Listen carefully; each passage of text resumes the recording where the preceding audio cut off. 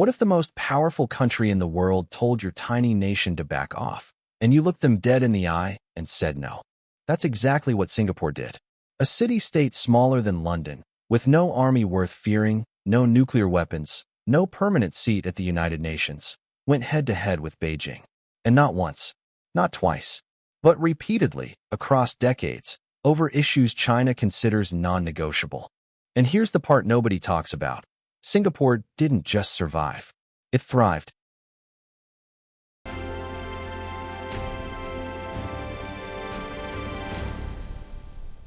To understand why this matters, you need to understand what Singapore actually is.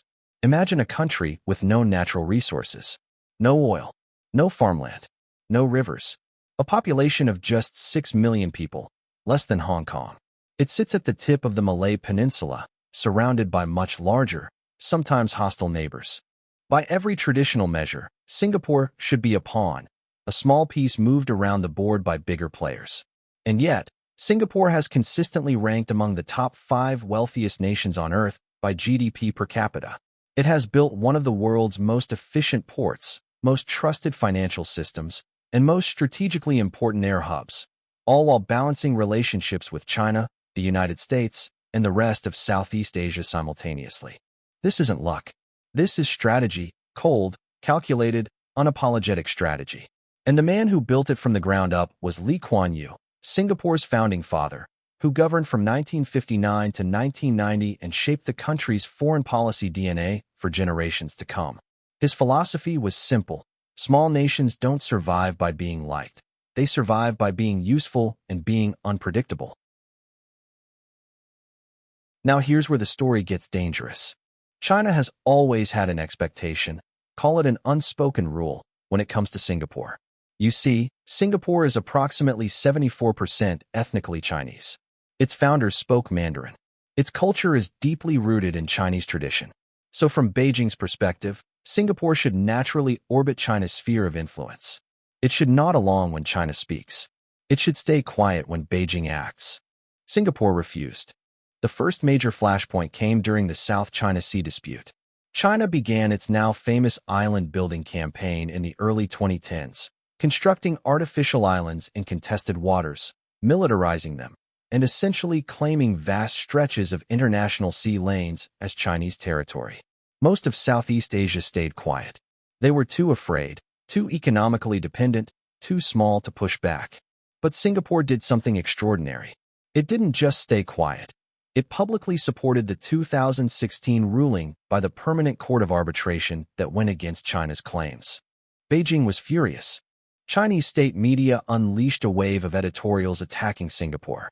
One article in Global Times, China's government-linked tabloid, told Singapore to watch out and warned it was making itself an adversary of China. Another called Singapore a running dog of the United States. These aren't mild diplomatic signals. In the language of geopolitics, this is a warning shot. China was telling Singapore, fall in line or face consequences. And then things escalated in a way nobody expected.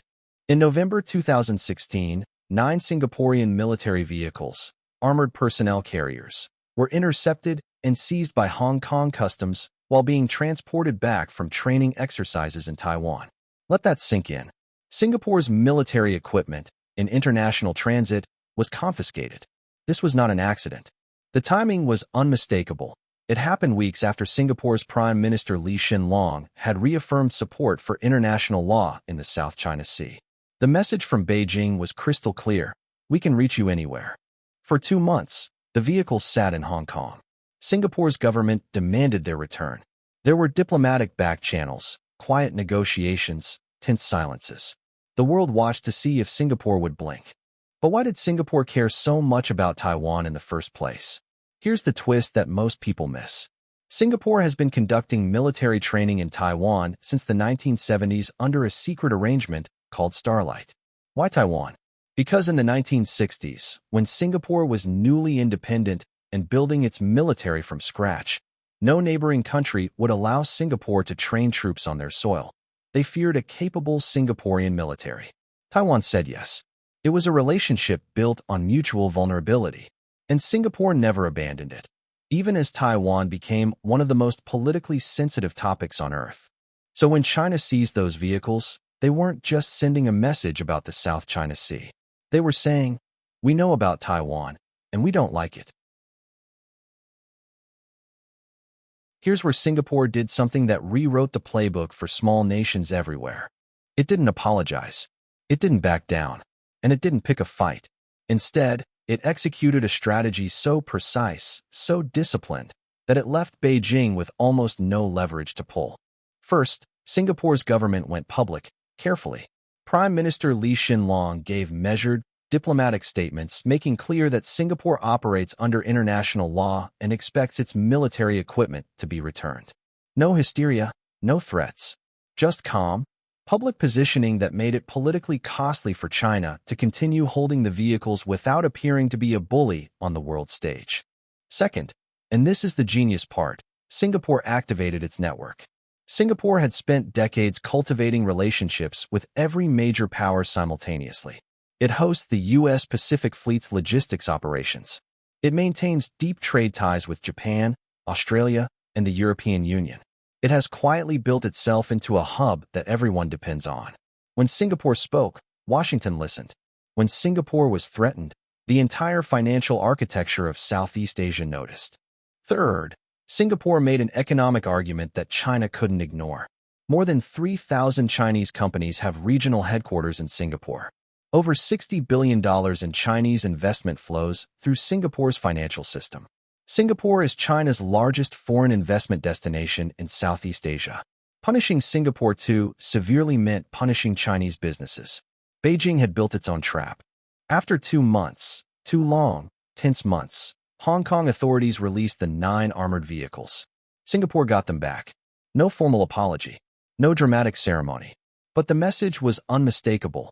Singapore had stood firm, and China had backed down. But the story doesn't end there. Because what Singapore did after the crisis is just as important as surviving it. Singapore doubled down on its principle of what it calls strategic autonomy. This is the idea that a small state must never allow itself to become so dependent on any single power that it loses the ability to say no. Singapore began quietly expanding its military. It now has one of the most advanced air forces in Asia, operating F-15SGs and soon F-35s. It deepened its defense cooperation with the United States, signing a new memorandum that extended American access to Singaporean military facilities. And simultaneously, it kept doing business with China at record levels, signing onto China's Belt and Road Initiative in selected areas, inviting Chinese tech investment, and maintaining Premier Lee's regular meetings with Chinese leadership. This is the dance Singapore mastered. Be indispensable to everyone, beholden to no one. And the world began to notice. When the Association of Southeast Asian Nations, ASEAN, struggled to produce a unified statement on the South China Sea because China had pressured Cambodia and Laos to block it, it was Singapore that quietly worked behind the scenes to forge language that acknowledged international law without triggering a diplomatic explosion. Singapore became the translator between East and West, between old power and new power, between the American order and the rising Chinese one. So what happened in the end? What does Singapore look like today, after years of walking this impossible tightrope? The results are almost hard to believe. Singapore's trade with China grew after the armored vehicle crisis, not despite the confrontation, but in a way that suggests respect was a prerequisite for the relationship. China came to understand that Singapore's reliability as a partner depended on Singapore being independent. A Singapore that simply said yes to Beijing would be worthless as a diplomatic partner, worthless as a financial hub, worthless as a neutral ground for negotiations. Singapore also emerged as one of the key venues for the most sensitive diplomatic meetings on Earth. In 2018, the historic summit between U.S. President Donald Trump and North Korean leader Kim Jong-un was held in Singapore. Think about that. When the world needed a neutral, trusted, stable ground to negotiate between two nuclear-armed adversaries, they chose this tiny city-state that had defied China and stayed friends with America simultaneously. That's not a coincidence. That's a reputation built over decades, paying dividends.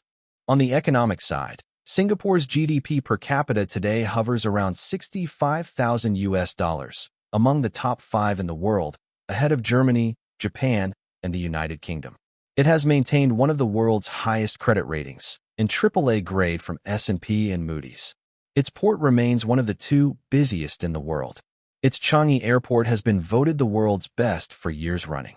None of this happened by accident. And here's the detail that should stop you cold.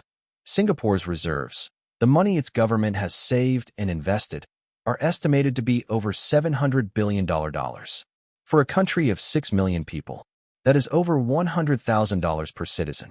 This is a nation that has prepared for every scenario, including economic warfare, because it knows that in a world where giants clash, small nations need an extraordinary cushion. China, for its part, has recalibrated. Singapore continues to speak honestly in multilateral forums about international law and freedom of navigation. China continues to invest in Singapore and use it as a key financial gateway. The relationship is not warm in the way that China's relationships with, say, Pakistan or Cambodia are warm. It is functional, professional, and based on mutual benefit rather than political loyalty. And that, paradoxically, makes it more durable. So what can the world actually learn from this? The Singapore model challenges one of the most dangerous assumptions in modern geopolitics, that small, weak nations must choose a side, that you're either with the Americans or with the Chinese. That survival means submission. Singapore proved that the opposite can be true. Weakness, when managed with extraordinary discipline and intelligence, can become a kind of strength.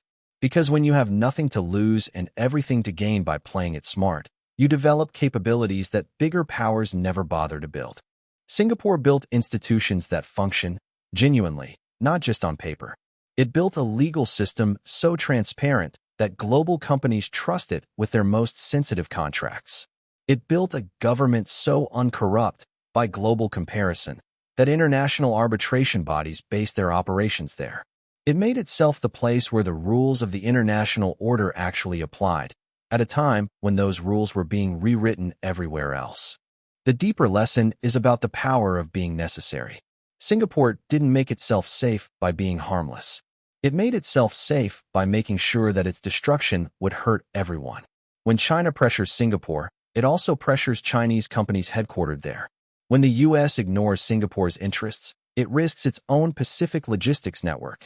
Singapore built a web of interdependencies so complex that removing it from the system creates chaos for everyone. This is the model that dozens of small nations, from the Baltic states to Gulf monarchies to Pacific Island nations now facing Chinese pressure, are quietly studying. How do you say no to a superpower without getting crushed? You make the cost of crushing you higher than the cost of respecting you. Kuan Yew said it best, and these words have echoed through every Singapore foreign policy decision since. We are not a small country trying to punch above its weight. We are a small country that has decided exactly what it's worth and made sure the world agrees. Singapore isn't perfect. Its political system is far from a Western-style democracy. Its press freedom rankings are poor. Its government maintains tight control over public discourse. These are real criticisms. But in the arena of geopolitics, in the raw, unforgiving game of national survival, Singapore has written a masterclass that no textbook captures. The question isn't whether you admire Singapore. The question is whether you're paying attention. China warned Singapore. Singapore built a trap, and China walked right into it. This is what geopolitics looks like when intelligence replaces military might. And this story isn't over. As U.S.-China tensions rise across the Taiwan Strait, Singapore will once again be the place where the world watches to see if the rules still hold.